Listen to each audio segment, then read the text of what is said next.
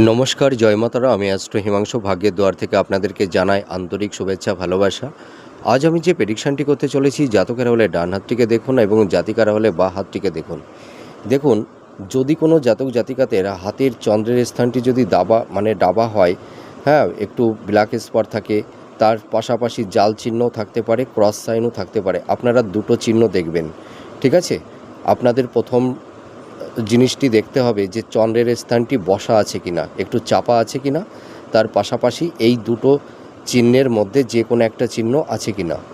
আর আপনারা সবথেকে খেয়াল করবেন, আপনাদের ভাগ্যরেখাটি যদি পুরো সোজা চলে গিয়ে, এইটা হচ্ছে আমাদের শনির আঙুল আর এটা হচ্ছে রবির আঙুল, শনি এবং রবির আঙুলের এই যে মিডিল পর্যন্ত এই যে খাসটা দেখতে পাচ্ছেন, যদি এইভাবে ভাগ্যরেখাটি চলে যায় তাহলে, আর এইটা দেখবেন, আর একটা জিনিস দেখবেন, শনির স্থানের এই যে শনির আঙুলের প্রত্যেকটা আঙুলের 3টি করে পর্ব থাকে।